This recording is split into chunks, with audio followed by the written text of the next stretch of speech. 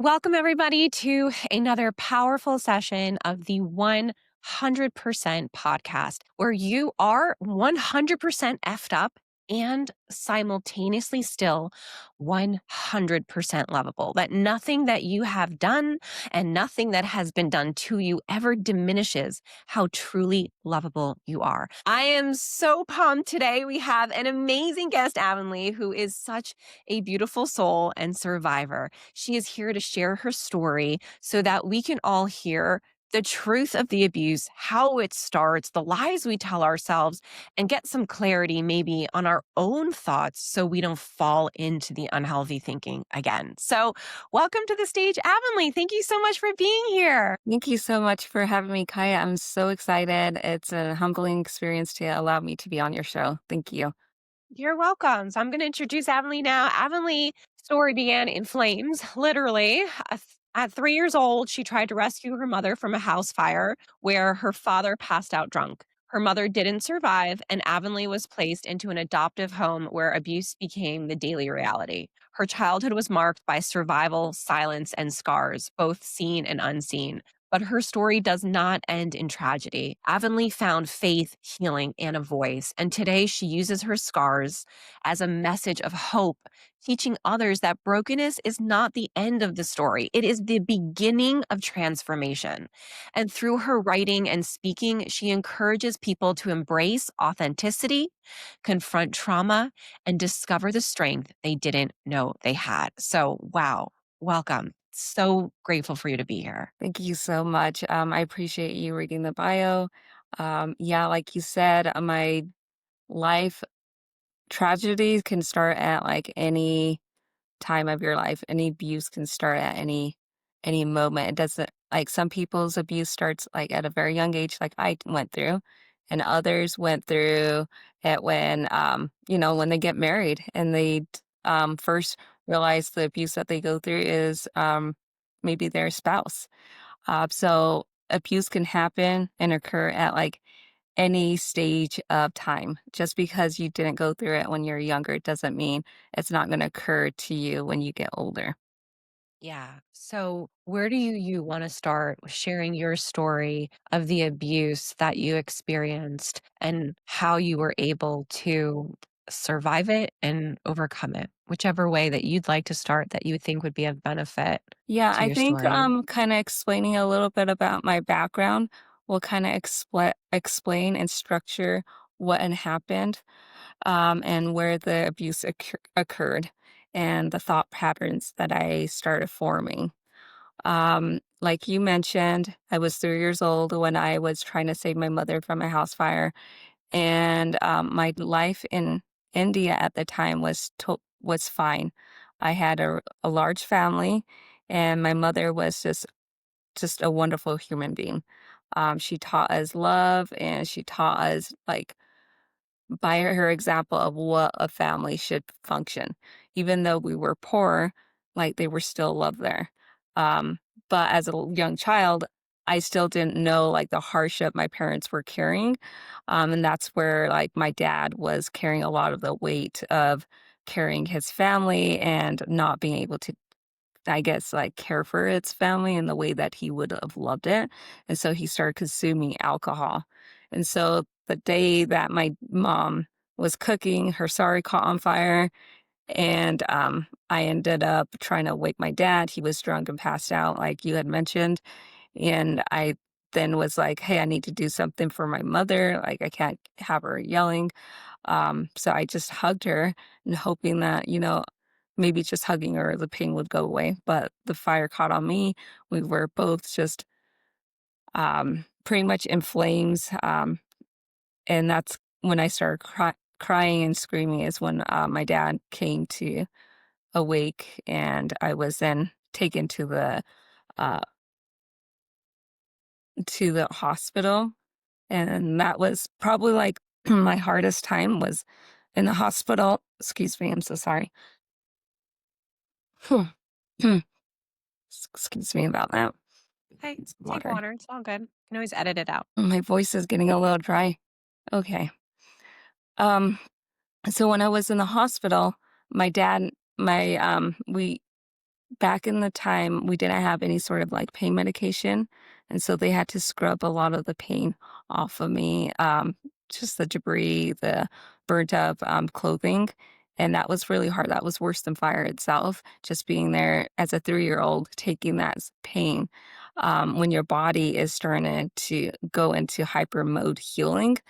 And then, I was having to lay on a cot to air dry, and my mom was there, and she was covered in, just scars all over, and she passed away 3 days later, and my family stopped showing up. My dad stopped showing up to check up on me as I was recovering.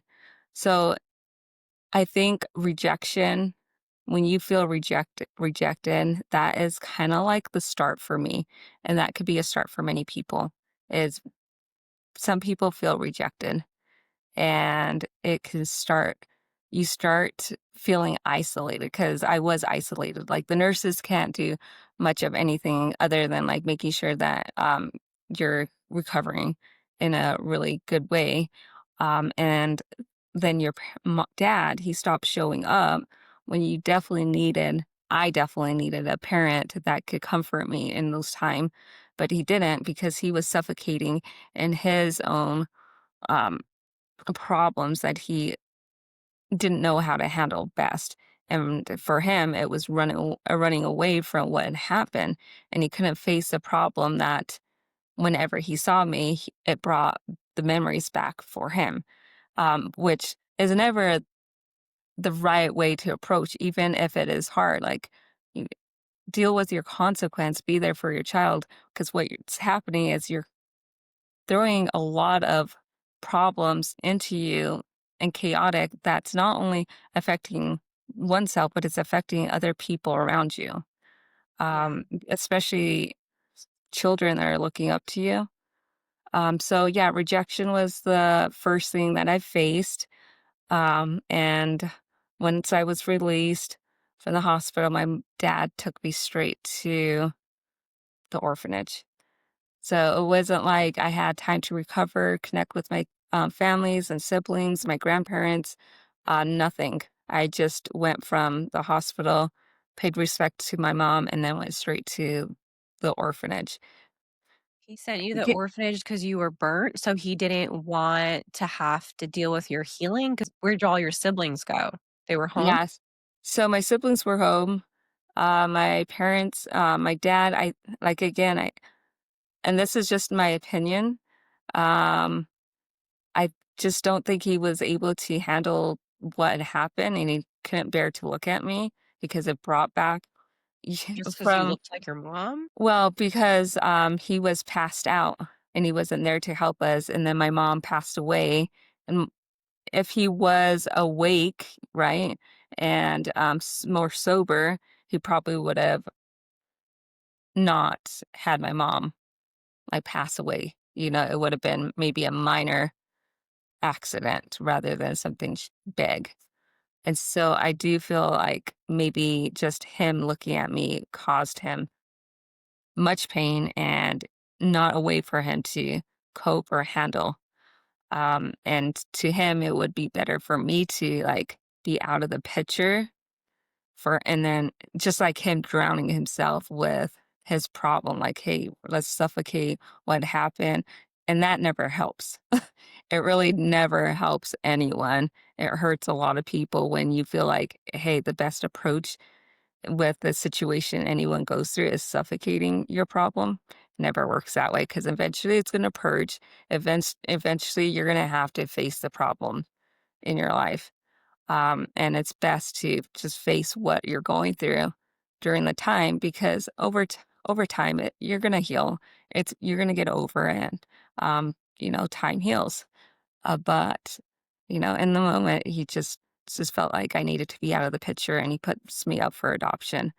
And then later, he did put 3 of my other siblings up for adoption as well. So I was very fortunate to have 2 of my siblings adopted into the same family. Um, and then I was then adopted into a family of 14 adopted children in Wow. Utah. Yep.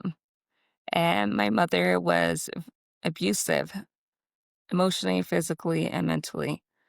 Before I was adopted, I was kind of groomed in a way where we were supposed to be ready for our families in India.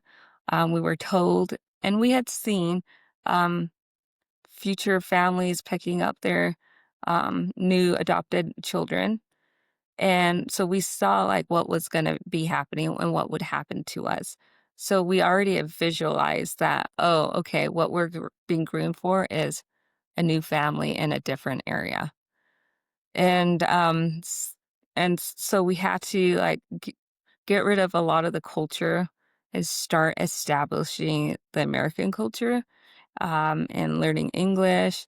So when I was adopted, me and one of my other sisters, we just gave everything up. We were grateful for our parents, we were grateful for our family, and we accepted our new family as our family. However, one of my older sisters, she didn't. She had a really hard time with it because she she was much older where she had a lot more memories than I did. And she knew like what was going on. She couldn't grasp the concept like it's almost like a kidnapped mindset. Like, hey, where did I go?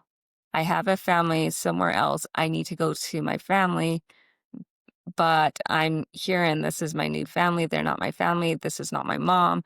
And she rejected my mom a lot. And she was in pain in many ways. But my mom got so emotionally like detached. She just she didn't know how to cope and didn't know how to help my siblings in a way where they really needed it because they were older, they have memories, and they were taken from their family to a new family. And so, like as a 9-year-old, you can't concept the idea what had happened. And because my mom wasn't willing to work with her, help her out, she started abusing her, and like hurting her physically. Then she started abusing me. So every time my sister would I guess, lash out or argue with my mother, I would end up getting in trouble a lot. So, I would get and I was really quiet. I was timid. I kind of like try to stay away as much as I could just because I didn't want to be a problem. And I'm sure a lot of people can relate to this when they've gone through like abusive situation in a home and you're the target. Like, you're gonna try to stay quiet. You're gonna try to stay in the shadows, try not to be seen. And that's exactly what I did, is I was still so vulnerable in my surroundings and trying to fit in. I didn't know exactly what I needed to do. I didn't know what I was doing that was wrong, because I wasn't doing anything wrong.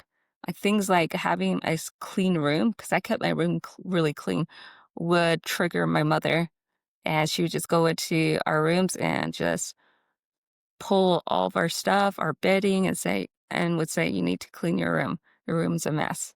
But she How would create chaos.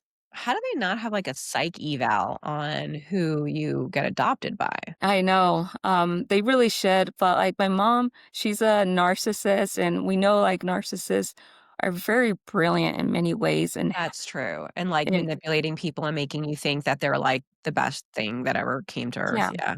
Yeah, exactly, and, the letters that she would send to us in India, like, I read through the letters, because she just gave it to me a few years ago, and I was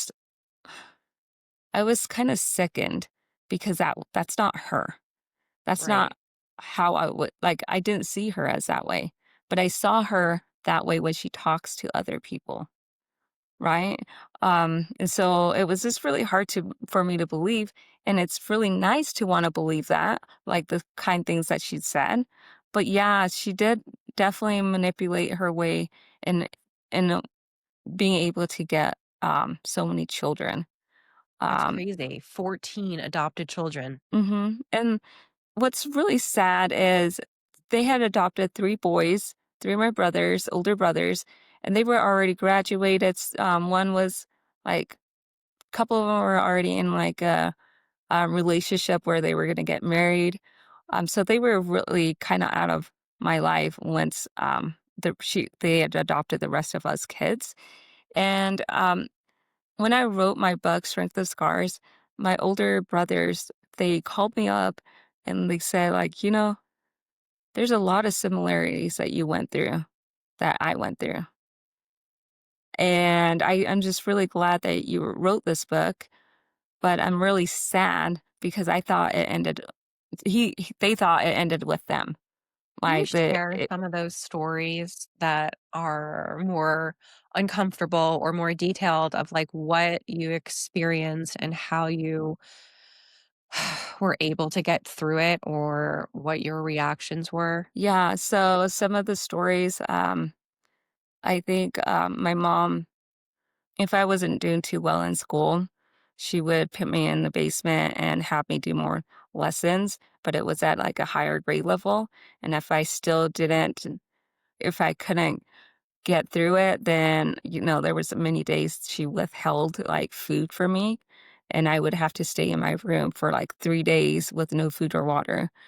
Um, And that was really hard, but I was really appreciative of my couple of my siblings that they would sneak a little bread or milk in for me to just have, like, nourishment, but, like, there's been many times where I was withheld food for days, and to this day, I only eat 1 meal a day because that's all my body can handle.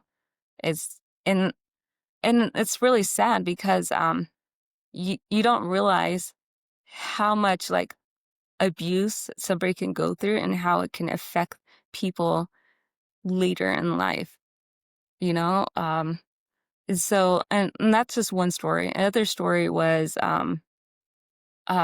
she like I mentioned, like, she just never wanted me to be happy. I was really just an innocent I was a good girl. A lot of us kids were just really good kids. But we were all just in, like, this pecking order, a big family, trying to gain our mother's love, trying to please her, trying to do what's right, and it was just a pecking order of, like, trying to outbeat another child to gain attention. "Hey, are you proud that I did this?" And, like, she would be proud of the other I kids would that just were babies, but yeah. when it came to, like, some of us kids that were much older, no acknowledgement. So we were always trying harder. We would always, like I mentioned, get in trouble if we were happy. And one day when my parents were branding calves, um, and I wanted to help, she refused to allow me to help. And then I'm like, okay, well, I'll just play with my siblings. And we were just laughing, giggling. But she heard us laughing and giggling, and she couldn't stand that. And she comes running up to the home, and all the kids ended up seeing her coming up, and I didn't see her, and she just paddled me with a board that had nails on it and just paddled me so hard, and it was just so humiliating because it's like people don't get punished or disciplined for something that they didn't do wrong. Usually people get punished because they've done something wrong. So here I am thinking maybe it's laughter. I can't laugh, I can't smile, I can't do a lot of these things. Maybe that is, I didn't understand. So I stopped How old were laughing. you? I was at this time 7 or 8. Yeah. And I started like getting more reserved, quieter, and try to stay as far away from her as possible. Um, and that was like a lot of the physical abuse that she would have on me, um, where she would like, started going from physical abuse to more emotional abuse for me because I was able to tolerate pain easily. And for me, she's so like she's able to figure out which child does better on under like certain abuse. So she started using emotional abuse on me, isolation again, making me feel isolated. And during those times when I would get isolated, started thinking of like committing suicide. Like I'm not worth it here because I really did feel like I wasn't wanted. I'm sorry. No, that's what I want to talk about. Let's go there because the podcast isn't for the shit we don't hear, or it's for the shit we need to hear. I don't know if that made sense. It's not for the things that we hear, it's for the things that we don't hear. I think that's what wanted to say. Let's go into that. I think everyone who's listening, this podcast is for women who've been abused, right? So it's not a topic I want to shy away from. It's like you were unfortunately put in a very abusive situation where your mom was extremely intelligent and tactical on how she can diminish you so that you can be a slave to her ridiculously low self-esteem and illness. And I want to also ask, besides before going into that, because I think that's a really important topic to just break shame over. So many women who get abused think about suicide. Why not? It's the most natural thing if you're being treated like your life doesn't matter. But I was just curious, how did you heal? Let's when she paddled you with the board with nails, and I'm assuming you were bleeding and had wounds, how did you heal from that? Who came to your rescue? What did you do after that? Yeah, nobody did. I just kind of stayed away, and that's kind of a lot of things that had happened. Um, my mom never helped me out. Nobody helped me out. There was a time when my mom was cutting meat, and she had a sharp knife, and I was opening, I think like a cereal, and it cut me really bad. And like half of my nail was, I guess half of like my skin was hanging off. I almost cut like my finger, and it was spewing out blood like profusively. Like I needed like stitches. She um she didn't help me out. I went to school, and I had so many paper towel wrapped around my finger because every time I took it out, like even 4 hours later, it would just bleed. So I had to keep it like I learned to take care of myself. I learned to like not rely on her because she never really cared to help me out. Um and that's really kind of what happened. So with me getting paddled, yeah, it was just me suffering through the pain and being very careful where my owies were. So sorry to hear it. It's so disturbing that you had to go through that. And I'm so sorry that you were so innocent and placed in a situation that was so horrific. You never deserved that. You don't deserve that. No child does. And I have just like a curiosity question, then I'll go back to when you were isolated and suicidal. When do you know now if when children are placed into foster or adoptive care, if they have some form of way of communicating if they're being abused? Honestly, I don't because I grew up in a very rural area where we were kind of isolated from like the biggest cities. We'd have to travel 2 hours to go to Walmart to get like our town was the population at the time was like 300, 400 people, and I think that was yeah. part of it, that she chose an isolated space to, like, carry out all of her abuse. I don't think so, because her family was raised there, her roots are from there, and dad's roots are from that area. It's a really good I really love the area, I really love the community and the people, but like I mentioned, like, my mom is very tactical and manipulative. She puts on a mask, when she needs to serve her community, and she served her community, and so people didn't see like there was anything wrong. I think there were some that saw something was going on, but they couldn't pinpoint what was going on, and they didn't quite believe a young child, right? Because it's kinda hard to believe a child when your mom is saying completely different. So, there was no one you could really, like, talk to. My sister did reach out to, a bishop, and he was also a police officer, and she asked him, like well, she told him what was going on, and he didn't believe her. But yeah, but he didn't even, like, try to investigate either because there was a couple of my siblings that went to him and asked for help. And he was in the same grade as my oldest brother, and my oldest brother had talked about it, so he kinda was aware of what was going on, but he didn't do anything about it. So he allowed a lot of this stuff to happen, and I don't know, like, if people can if people hear anything going on, like, try to listen to a child because not only will it help the abuser to, like, stop maybe their behavior, and it will help shape other kids too. It really will help immensely. Unfortunately, it didn't happen to us. Okay, so let's go back. So she would do this horrible thing where she switched from physical abuse to mental abuse because she saw you had like a really high tolerance for pain. And so she started isolating you more. And then you came to a point where you were like, maybe I don't belong here. So let's go back there because I think that's a really important topic to reveal. Yeah.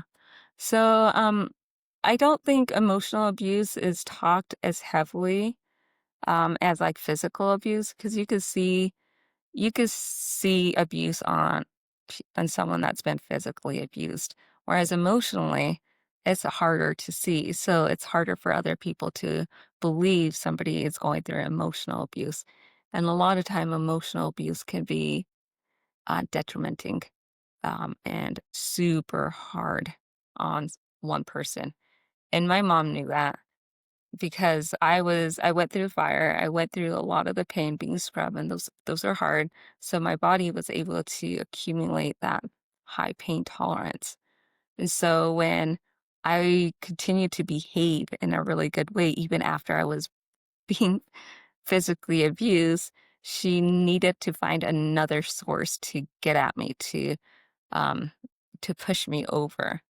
and she saw how I was able to take things in seriously and, is I'm always trying to fix, "Hey, I'm so sorry, I'm always apologizing, what can I do to be make things better?" And she took a chance on that, and she started to abuse my sister because my sister started hitting puberty, and a lot of the boys started, started finding her attractive, and my mom would still get upset with her and start molesting her so that she didn't feel comfortable about her skin, but she would do it in front of me. And I remember feeling so horrified, thinking like, why would a mom do that to a child? Why would my mom do that to my sister? And I remember telling myself, like, I don't want to, go through puberty. I don't want to get boobs. I don't want to grow up. I don't want to be a woman. I just want to stay little and not grow up because if that's how she's treating my sister, I definitely don't want to be in that position because I know that might happen. Um, but it really did get to me because emotionally I was distraught. I started thinking like survival mode, like, okay, I don't wanna grow up. I refuse to grow up. I don't wanna be here. My mom doesn't care for me. She doesn't love me. She talks ill about me to other kids. Um, and many times I would listen in, because she would open her window to allow me to hear, because she knew that I was there. And as she was talking to my siblings, she would say all these horrifying things to me. And I remember thinking I would cry and think like, "Okay, I can't be here. Why am I here?" And I would start questioning God. God, why would you put me through this? Why would you save me from being burned? Why didn't you save my mother? At least she could have been alive to save my sisters, not my sisters wouldn't be going through like the abuse that they're going through. And she could stay raise her kids. Like these questions I was asking, because I didn't feel like I fit in, and I didn't feel like I was wanted. And there was no way of trying to gain any sort of love, trying to even feel like I was accepted in that family was ever going to um, come out. And so, yeah, there was times where I was like wanting to commit suicide. And I remember I was like 8 years old. My dad had like a big shed where he kept his bridles, he kept his guns, he kept his like where he fed like the dogs and oil for oil changes. And I remember going through there looking and trying to figure out like what can I use to eliminate myself faster. And I remember like thinking like how painful will it be? Would it be worth it? Like I would want like I started deciphering what's the fastest way because I'm already in pain. I don't want a slow death. What's the fastest way? And I saw my dad's gun. Like, okay. And then what's another way where I could like maybe have a slow death and maybe my mom will come and feel sorry and want to make up. And so I saw the gasoline. I'm like, I could just chug the gasoline. And so a lot of these process was going through my mind, something a child should never go through. But like when somebody goes through emotional abuse where they keep attacking you, it doesn't matter if you're doing a good thing or 'cause I wasn't even doing hardly any bad things. Um, you just start thinking like it's better for me to leave this situation than ever be in a family and almost like gifting my family a new life without me there. So I'm like, okay, yeah, I think it would be better off that I just go to God. Hopefully God will accept me, um, than leave this behind. Um, so that was a lot of the emotional abuse that I started forming because a lot of people, when they go through abuse, like emotional, my mom would isolate me from having food, isolate me from even, she would isolate one of my sisters, my biological sisters, from like having a relationship with me to the point where my sister would end up going against me because she was trying to find love too. And so she would stay close to the golden child.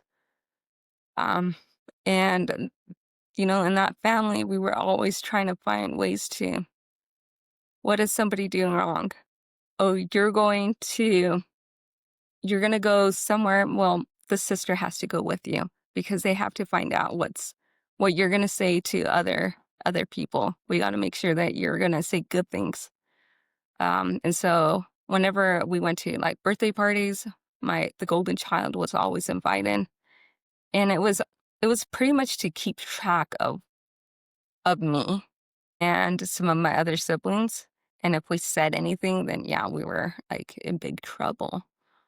But yeah, the whole isolation, like, is just really hard because it gives a child a chance to think bad about themselves, thinking that they shouldn't exist when that's far from the case. God loves you. And that's one thing I was very fortunate of is being adopted. And it's really disgusting too, is being adopted into a religious home. And I was really happy, because in many ways, that's how I connected with God. I would go out in the field and talk to God and pray to God in the woods, like running away from my mom so she didn't see me. I would just talk to God. And that brought a lot of peace and comfort. But the reason why I say it's disgusting is she used the church to make her look good. And she wasn't living that lifestyle. Behind closed doors, she was a completely different person, somebody that didn't have any sort of empathy, didn't have any remorse or care. She didn't care like what somebody was going through. And she kept adopting children, and she adopted 2 more kids after she adopted us 3 girls. And after 6 months of them being adopted, they started getting raped by my younger brothers. And I remember seeing them and seeing that, where they would go, and I knew what was happening, and I knew it was super wrong, and my mom needed to find out. But it was really hard to, like, go to my mom and tell her about anything because she would just get you in trouble. But I remember trying to get the courage and the strength to go knock on her door, and I'm not allowed to, like, all most of the kids could go into her bedroom, but I couldn't. But I remember the door was shut, and I knocked on her door, and, she opened it, and she yelled at me and was like, "You're not supposed to be in my room, you're not supposed to knock, get out of here." So I was able to have the courage to just blurt out what was happening, like, "S Our sisters need help, this is what's happening," and, she didn't believe me, and she, like, pushed that away, and what's really sad is they were continually being, like, raped, and my brothers would take a knife with them and threaten them, and they still wouldn't my mom wouldn't do anything about it, and one of my sisters ended up getting urinary tract infection, and my mom would just tell everybody, "Oh, she just had bowel problems even in India, and she has it here. That's really what it is." But it wasn't. She was getting raped, and she was getting infected, like, in the woods, um, and she wasn't getting the help that she needs. Well, what ended up happening is she was peeing constantly, and my mom would make her start doing her own cleaning up her own bedding before she went to school. So, at first, she would clean her bedding in her bathtub, but would never properly teach her how to clean her bedding. And she's, like, crying this entire time. And then, the pee smell wouldn't ever go away, and I would try to use the other bathrooms, and she wouldn't allow me to use the other bathrooms because it was only certain kids can go in certain bathrooms, and I didn't wanna smell like pee. Like, I felt bad for my sister, but at the same time, I couldn't, like I smelled like pee because, the pee in the bathtub just lingered. It never was properly cleaned, and, she never gave us proper cleaning agents to kinda just clean the bathroom properly, and so I would just smell like pee too. Um, yeah, so she refused to allow us to shower in the other bathrooms or even go to the other bathrooms, and so ended up my mom ended up making her start cleaning her, bedding out in the creek, even when it was cold, and we are in an isolated area where I had to go we had to go an hour away to go to high school. So we had to get up early, like some of us started getting up early around 5 o'clock. She had to get up early so that she can clean up her bedding. And, and that was really horrific, especially during winter when her fingers, poor little fingers, would freeze. And just her crying still really gets to me because it wasn't really that close to the house. It was a little further, maybe like a, I don't know how far away it was, but like you can hear her moaning and crying and her fingers were hurting. And I knew how that felt because I would have to hang up clothes in the wintertime. And my fingers would get really frozen. It would hurt really bad from going from outside to inside the home. It would just hurt so bad. So knowing what she had to go through, cleaning her bedding, and she's just tiny. She was tinier than I was. And just to kind of give you an idea, I weighed 67 pounds when I got into seventh and eighth grade. Like I was still so tiny. So, and she was tinier than I was. So it was just like stuff like that that my mom would do. And she never would get in, nobody would come and check up on her. Um, Nobody would come check up on her. And we couldn't have friends over, and it makes sense why we didn't have friends over. Because if they saw some of the things that were happening in our home, rumors probably would have spread. And so, yeah, we never was able to have friends over. But yeah, those are like some of the abuse that we went through. Um, yeah, and I think what really helped me is just clinging on to God. Like it was just that is one of the gifts I always thank thank them for is I'm just glad you were in a religious home because I could talk to God because I couldn't talk to him. I wouldn't be able to talk to him if I didn't know about him. I wouldn't know if he existed. So in some ways, I'm just really grateful because I didn't have anyone else. Just really grateful that I had him because I would talk to the cows and the horses, and they were in many ways healing and comforting. So that's one of the things I would probably recommend if you're going through abuse. Get an animal because they really understand and they'll take a lot of that emotion from you. So then you can heal in many ways. And yeah, that's kind of what happened. I came, I bonded really closely to my animals. Um, and I got through it easier because they were there for me. And I can, and in some ways it was almost like I could feel the presence of God in there. Like almost like he was saying, hang in there. You're not alone. You'll get through this. But I realized that sometimes God allows us to go through suffering because he uses our story as a testimony for other people. Because there's so many people that are going through abuse that we don't even know. And when they can hear stories like mine, it gives them hope. It gives them motivation to look at their own stories and their in a different way.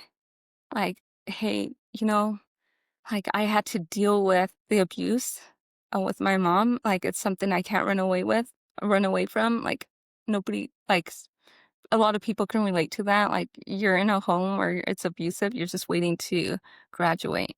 So then that could be like your ticket away. But during those moments, I just encourage other people to really, really work through it in like gratitude, knowing like what is it that you can take away from it in a positive way, because that's what's gonna help you grow. Whereas if you stay victim, it's gonna make you stuck. First of all, thank you so much for sharing your story. And how did you get out? Were you there till you were 18? Yeah. So I stayed there until I graduated from high school. How did you survive 8 to 18 with so much physical and emotional abuse? I just had to. I didn't have any other answers. I felt bad because my mom ended up kicking my sister out when she was, like, in high school, and she didn't have anywhere to go, so she would go to where we went to high school, and she would just roam the streets, but she would never tell anybody what was going on, and she would ask them, "Hey, can I sleep over at your house?" They're like, "Yeah, sure." And then we realized, like, "Hey, she's staying over a little too much." But my sister would never say anything. But when she's realized, "Hey, I," you can start getting an idea when somebody, feels like you don't want them to be there. She started feeling that. So she would just, like, hop to a couple places to the point where she would just, like, stay in the baseball field, sleep out there, and then just walk Main Street back and forth, and people looked at her, like, and laughed at her, and like, "Oh, she just doesn't wanna go home." They didn't have no idea, but she was just homeless. And then after a little bit, my dad was like, "We gotta get you to your aunt and uncle's place." But they wouldn't take her unless my dad gave them money or, gave them a cow for them to butcher. So it was kinda like Crazy. they had to make a deal with them. And, yeah, that was just really sad. And your dad, what was he well, where was he through all of this while your sisters were having that happen too? Like, was he also abusive to you? No, that's another person that was brought light. I know it's kinda I know a lot of people kinda gets upset with this, but let me just kinda explain. My dad was just a really loving guy. He would tell us, like, "No, I don't want your kids." He didn't want us, and he wasn't afraid to tell us that, but he would say, like, "I'm really happy that I have you guys because I love you." He grew to love us. And I think he didn't want us because he saw what happened with my 3 brothers. And I don't know what deal my mom had made with my dad, but my dad was always so grateful. He's empathetic. He worked so hard for his ranch, and he always said stuff like, "My mom your mom always hung out with me. She stuck it out with me when I was working in the oil field until I was able to get a ranch." So I think that was his way, like, she wanted kids, so when she was ready, she's like, "I wanna have these kids," and he's like, "I don't want this," but he I don't know if, like, there was some sort of argument, like, "Hey, I stuck with you, during all those years when you were in the oil field and I was in that small trailer, like, I deserve this," because my dad couldn't punish us. He couldn't hug me in many ways, if he knew, like, things were happening, and, he caught me when I almost committed suicide, and he was the one that just you knew that he was in pain too, because he was going through my mom was emotionally, abusing him too in many ways, threatening him that she would divorce him, take up all of his hard work, like his ranch, uh, and so he just never really came around. He never came around the home because he knew that things were happening around the house, and he couldn't deal with the pain. So he would get up early, and that's kinda what happened. Um, I actually gravitated towards my dad, and when I was younger, and I started going out and working with him on the ranch, and I was so happy. So anytime, like, any abuse was happening, that was my way of getting away, was going out and helping my, dad, and that's some of my other older siblings would do as well. They would go with my dad, and we just had a great time. Worked on the ranch, we learned hard work, we learned, love because he would always hug us, he would love us, and he would take us out and get treats, and he would let us go see our grandparents, but when my mom started seeing how much joy we were having with our dad and that we were getting up like 6 in the morning to go out with my dad, she started closing that door. She started saying first with my sisters that she would molest. She would say stuff like, "You're doing things with him. You're riding horses out on the mountain, but you guys are actually doing like sexual things." Um, and so my sister's like, "No." And then my sister kind of told my dad, and my dad was like, "Okay, we kind of have to stop taking you because that's not what I, that's not the reputation I want. That's not what's going on." And to save her, we kind of stopped taking her out. Well, then later, my mom started saying those things to me with um, like a worker that they had hired. He was a really good person, rough, cowboy, just a really good-hearted person, and he would never do anything like that, and he was like a second dad to me, and so she would say stuff like, emotional abuse. "I heard I heard that you and, your sisters are messing around and doing these things to him, and everybody in town is talking about this. We probably should shut this. We should probably close this." And I would remember looking at her like, "No, no, like, I don't know what you're talking about, but that's disgusting. Like, I would never do that." And he would never touch me like that. And then she just kept doing it because I enjoyed being out on the ranch helping my, um, dad and being able to see um, grandpa. My grandpa was completely blind. He only had one arm because one of his arm was, cut off by a baler. Um, and, he was living alone, and he just loved having his grandkids come and help him, and we just loved being there because he was just really good to us, and it got to the point where she refused to allow us to go see my grandpa at all, and so, I didn't get to see my grandpa. I I then stopped hanging out with my dad because she kept saying that I'm doing things, and that everybody in town, it was all over talking about me and what was happening. And that got me. And I just stopped. I'm like, okay. So she did everything in her power to do what she could to keep us from being happy. And she Mm. took that away. And now that you're an adult, how old are you now, Avonlea? I will be 38 soon. Okay, it's like fast forward 30 years. How are you now? I'm doing really well. Like, Are you I married? see, Do you trust men? Like, do you trust women? Like, how do you relate to people now?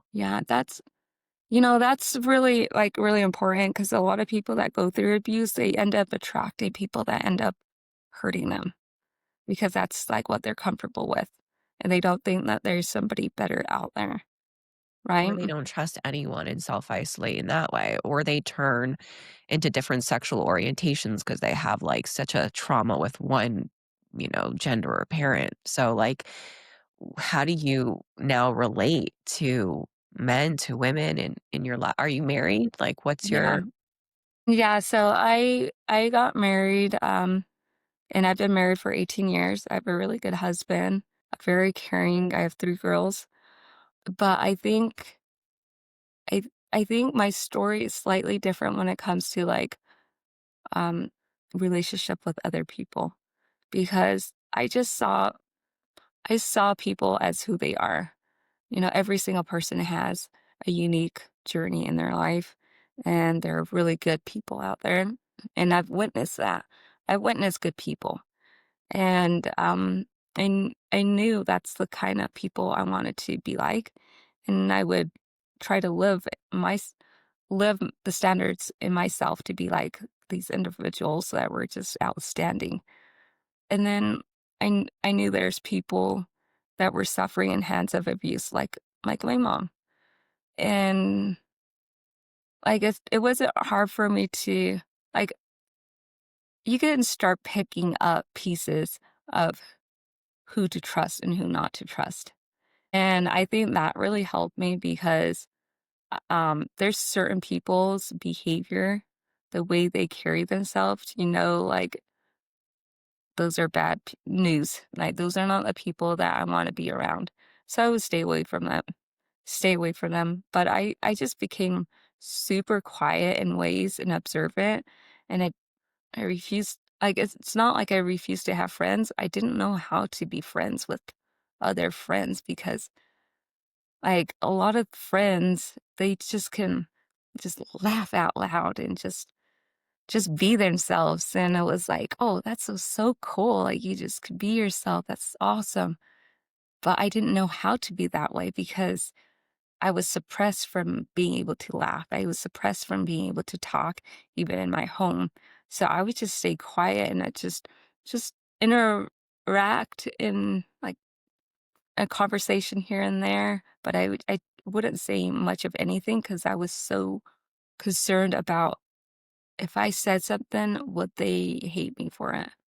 Would, what and so I was always worried about, yeah, what I would say if that would hurt our friendship, and I was constantly trying to think of ways to keep a friendship, and I felt like keeping a friendship was kinda staying silent. Like, okay, I could only say certain things, um, and I can't laugh out loud. And so that was really hard for me when I went into my adulthood, is making friends in college, because I was so torn in many ways, growing up in a dysfunctional home, and I felt dysfunctional in many ways, weird, because I wasn't acting normal when my peers were just like, "Hey, let's go party." It's like, no, I'll get in trouble, I don't wanna even try anything." Um, so but it was when I once I got married and I prayed for my husband. I really prayed to have a good person in my life, because that's you want, like, a healthy lifestyle, and I remember asking God if there's anything. I wrote a list of things that I wanted in this future husband. I'm like, I don't want him to be perfect, but I want him to be full of love. I want us to help each other. I want us to laugh with each other. Wrote all this list down, and I told God I don't want to be abused by somebody that's I'm going to be in living in the same household. I want to finally have peace. And He gave me him, and it was during that time when I recognized, and I was pregnant with my first daughter, I recognized there's a lot of internal problems I have within myself, and I can't run away from it. You can't hide from your problems. You can't think like, I'm not going to talk about my past, like I've never had that past. No, you have those pasts for a reason. And I realized when there was a lot of flood of emotion that was happening because I didn't want to have kids until I was around my age because I really wanted to go through a lot of healing internally within myself. And I wanted to give my kids a good lifestyle. I wanted to have a career. I wanted to feel like I was accomplishing things in my life. But I didn't have that. I got pregnant like 5 months after, and you just don't tell God your plans because 'cause he'll laugh at you. Um, so I ended up getting pregnant. I was so angry. I was so angry because I was so broken and I wasn't ready to nurture this new baby that I was gonna have. I didn't know how. And, I remember crying to God and asking him, "I need help. I can't do this on my own." But at the time, I didn't realize it, but sometimes kids are what heals you because it brings out instinct in you, like a parental instinct of what you want to become. And it also reminded me of what my mom, my biological mom, was with our children, with my siblings. And I remember thinking how wonderful she was. And that's what I wanted for my kids. Like, I don't need to be like my adopted mom. I could take my powers back. It's so I started that's when I started doing a lot of internal healing and realized there's I need to fix myself because I'm worth it. I'm worth it to God because he's still letting me breathe, and that's a blessing in itself. And there's something in me that he's using as a testimony, and I need to figure out what that is. But I also need to purge out things that I allowed to let it like fester inside me because I didn't feel like I was safe enough to just be myself. And so I went through this healing process. I started writing letters to my mother, but I never sent them to her. Your I was adoptive angry. mom. Huh? Your adoptive mom. Mhm. Yeah. I was angry. I said all these things. I started writing all the memories down of what happened. And you look back at some of my writings, and I was really like brutal. I was angry and I was writing down, like, how can you be this person? Like, I could never do this to my children. How are you comfortable doing this? And so what was actually happening is I go through this process called the I shed method. And it's a process where you have to identify the pinpoints of the traumas that are happening inside of you. And that's when you start l- looking at things that are causing pain and you're not in denial and you're facing what happened. Because many times I would pretend like my mom would do those things because I didn't want a mom like that. So in my mind, I would tell myself, no, my mom's not like that. My mom's a good mom. So I would convince myself because I saw my peers having good families and their parents and their kids' relationship and their bonding was just so beautiful and something I've always wanted. So I pretended that I hadn't that. So I would lie to myself. Um, and during this healing process, I had to identify that and tell myself, no, you didn't have that. As much as you want that, that's not what you had. Let's face it the way it is presented in the right way and just recognize that you didn't have that and keep going forward. So I had to recognize a lot of these signs and I had to like stop denying myself that these existed and saw them as the abuse that they were. And then I ended up talking with my mom a few times, maybe like 4 or 5 times, because I knew the fork in what would happen. There would be a fork in the road. There would be a great divide. As much as she was trying to hold the family as one happy family to everyone else, it really wasn't. And I knew that there was going to be this complete division, and she was going to keep her cute little kids that she manipulated. Um, and I told her, I said, "Look, I'm happy to move forward. I forgive you for what had happened. Could we just keep going because things are gonna get worse?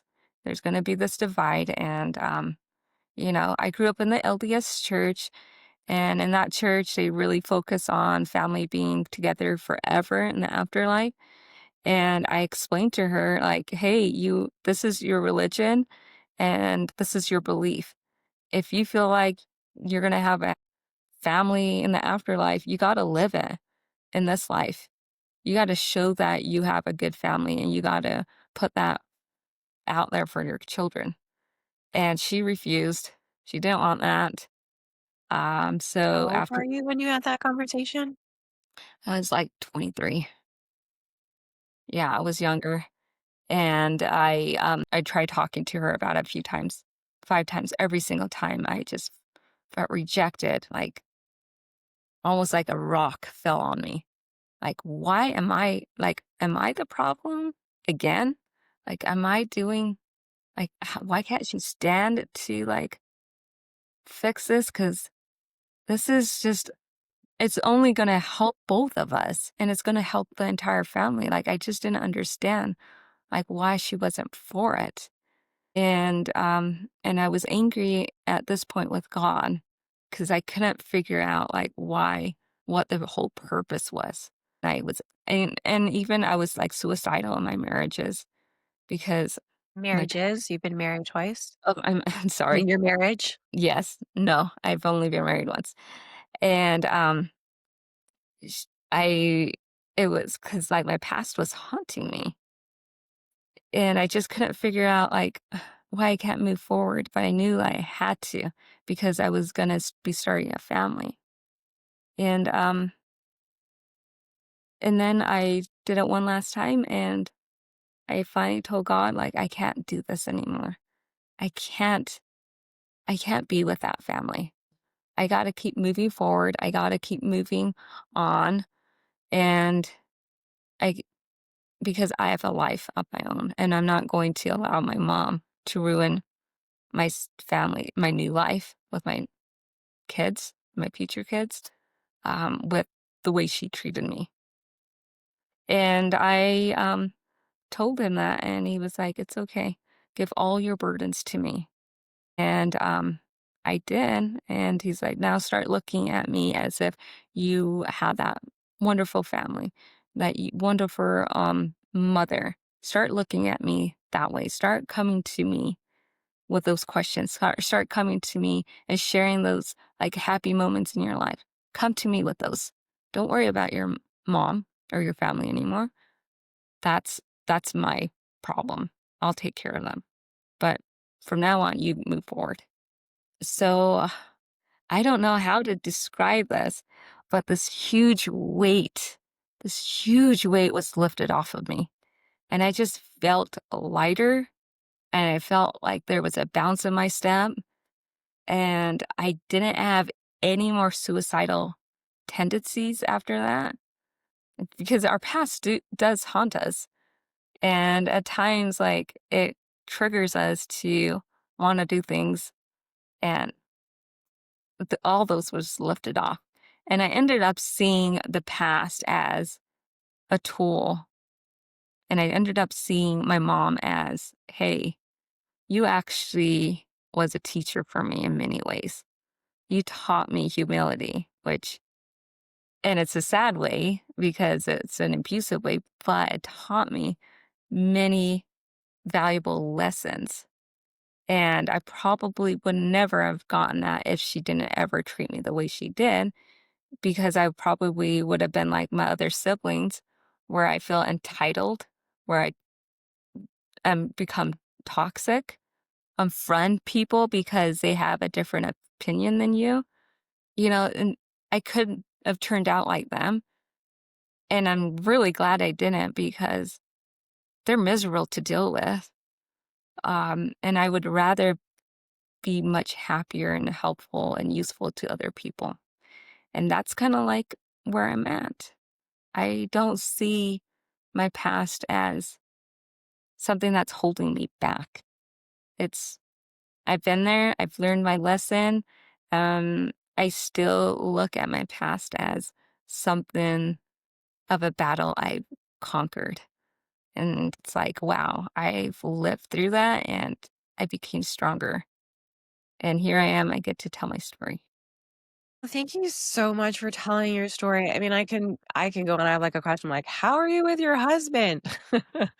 Has Mhm. that like come out? Just I guess that's the last question. I mean, so I speak like, how is it now? Because so much of your vulnerability was stripped away from you. So much of your safety, your vulnerability, your ability to like trust and relax was stripped away from you your whole life. You were always on edge. You were always like nervous to express yourself. And so much of what makes a marriage functional is that ability to surrender, like in intimacy with emotions and conversations and working through problems. It's like I can relax and express myself without that judgment to be truly vulnerable, to come closer to you, to like figure out this issue and grow from there. So being that you were so reserved and taught to be like smaller than you truly are, how did that play out in conflict with your husband? So I think my husband can relate a lot in many ways because he was emotionally abused himself in his relationship. Um, not not severe at all, but like, and that's where I say, like, people that go through any kind of abuse, some people can tolerate it, and other people it could be minimal, but to them it's huge, and and it still is abuse in levels, and we need to acknowledge that. So it doesn't matter like the amount of abuse somebody goes through if abuse is abuse. And so like when we got together, we just I don't know, he just made me laugh. He was someone that was just a jokester and just made you feel good about yourself. And as we got together, he when we were first dating, he held a lot of himself behind. And when we got married, a lot of it came out, a lot of his insecurities. And I realized like he had gone through a lot of abuse, to emotional abuse, like abuse where his parents would say you're not good enough, or we didn't really want you, you were an accident, and so like that really hit him hard. And so he he was, affectionate in ways where he was, like, touchy-feeling, and I was not that. But having, like, polar opposite come in and help each other, I think that really helped because he showed me, like, it's okay to hug, it's okay to say, "I love you." It's okay, like, you're safe, and he was okay with me crying, and he wouldn't make fun of me. So he was healing me in many ways. And this is a cool story because during this time that we were working and helping each other heal, when I was younger, my scars never healed fully, and to the point where I couldn't feel any nerves. You could poke me with a knife, I wouldn't feel it because I blocked a lot of, like, I put the abuse that went through me, I put it on my back. So there's, like, points in people's life where they just hold their abuse. Some people, it's stomach and, you can end up getting, like, stomach cancer or, some sort of, like, problems because you hold on to it. For me, it was my back, and it was hard as a rock, like a rock. It was like a rhino skin. Um, as he was loving me and we were healing each other, what was happening was he was healing, his touch was healing my back. And it's 20 some years since I've been burned. You your body is so amazing, and it's equipped to want to receive love.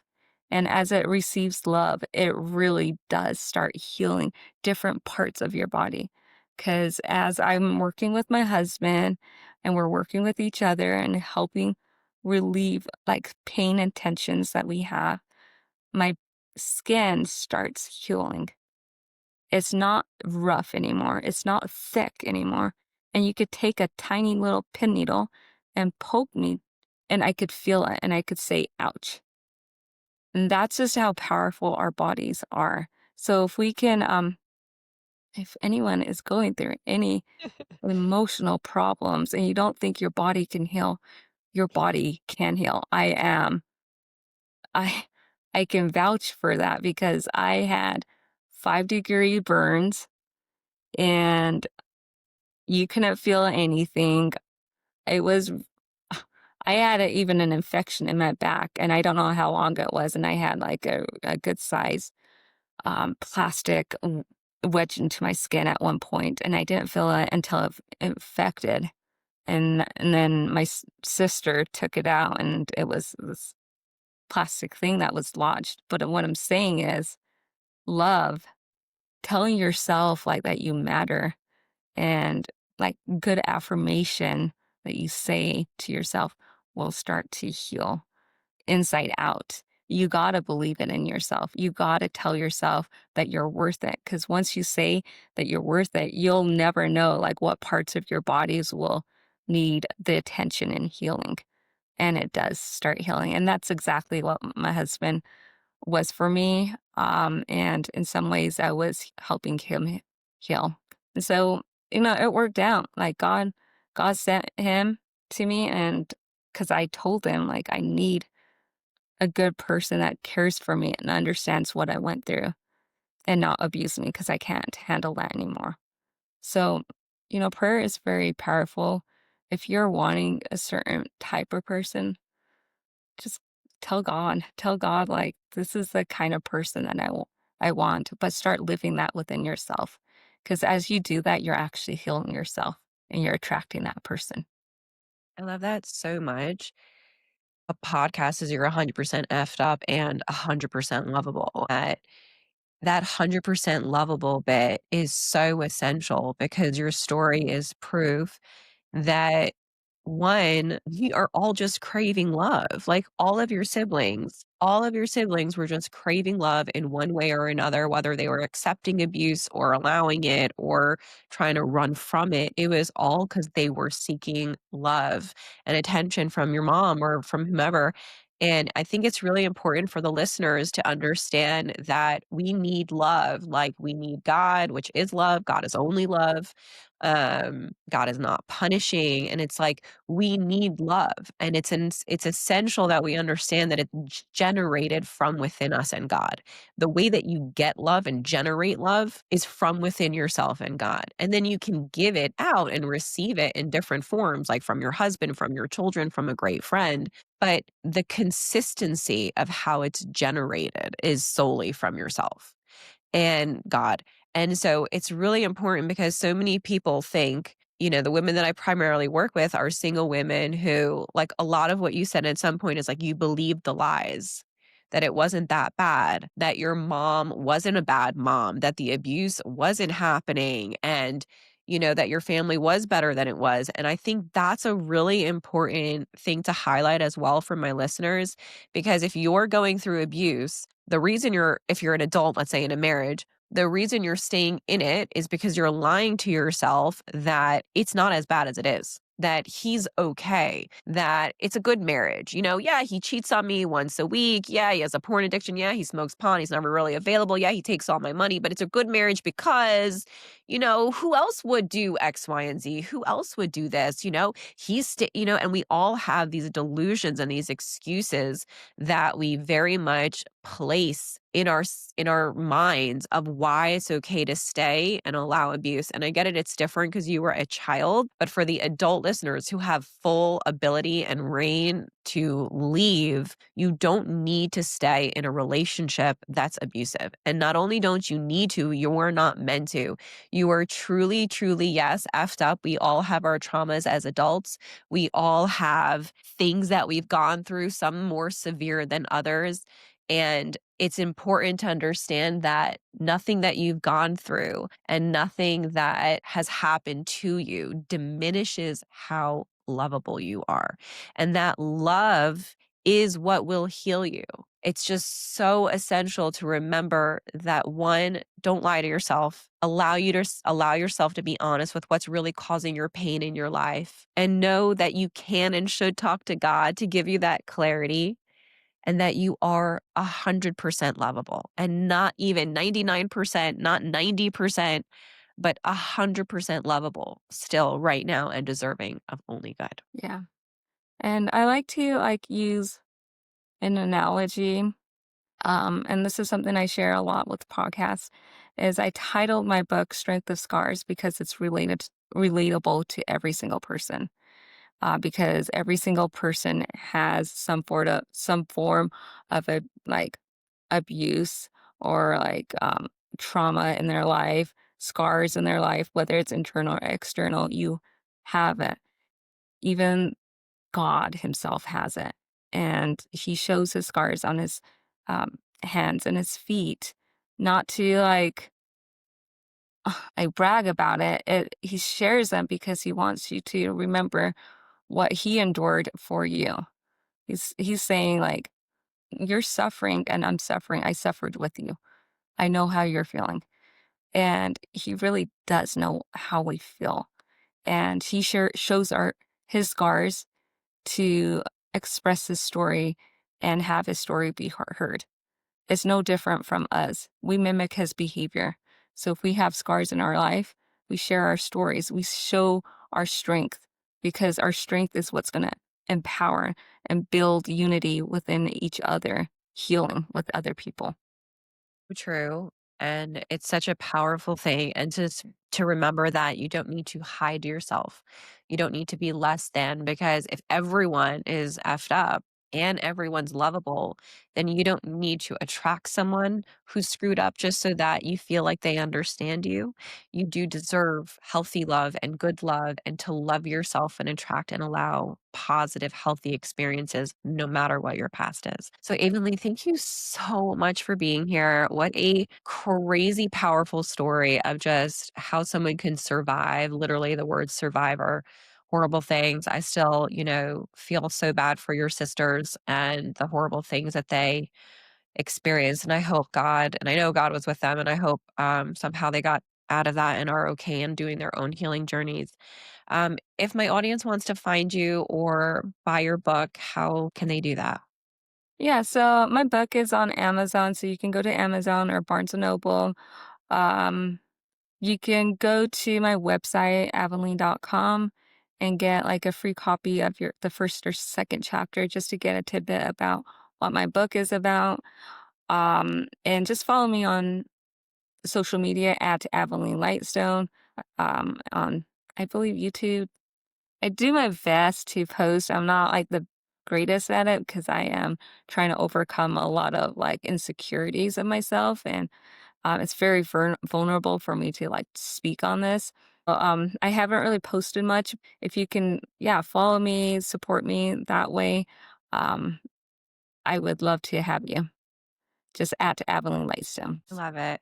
Thank you so much for being you, for showing up here and sharing your story in hopes that someone else listening can either know that one, there's light at the end of the tunnel, and that they don't have to allow their past to dictate their future. I think it's a really important thing to remember that every single person who's alive has probably had suicidal ideations. Every single person has had trauma, but it's what you do with it. It's if you take your traumas and you make them your treasures. Like, this is how strong I am. This is how much God loves me. This is my resilience. And instead of wearing your traumas like, oh, I'm so screwed up, or I can't believe this happened to me, or if anyone knew what I've gone through, they wouldn't love me as much. You can actually switch it around and make your pain your pleasure. Like, I am so powerful because I have empathy, because I have learned how to love myself, because I have learned how to talk to God, because I have learned that I can pray and my answers come true. And it's important for us to be kind to other people, but it really starts with being kind to ourselves.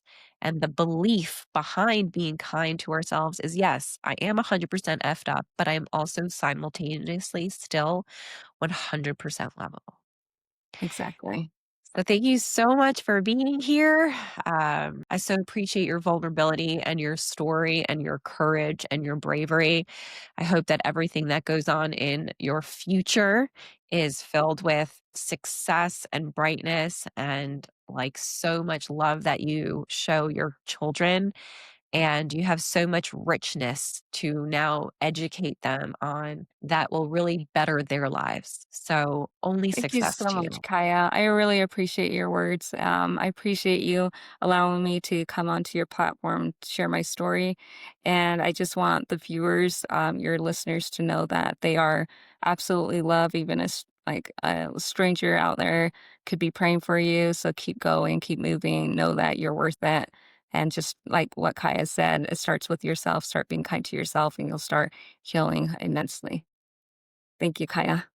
This has been another amazing session of the 100% podcast. If you guys need more information on Avonley, I'm going to post it down in the description below, as well as if you need coaching on actually how to attract the right next best partner. I will share my information as well. And I love you guys. I believe in you guys. I see you. We are all in this together, and it starts with love.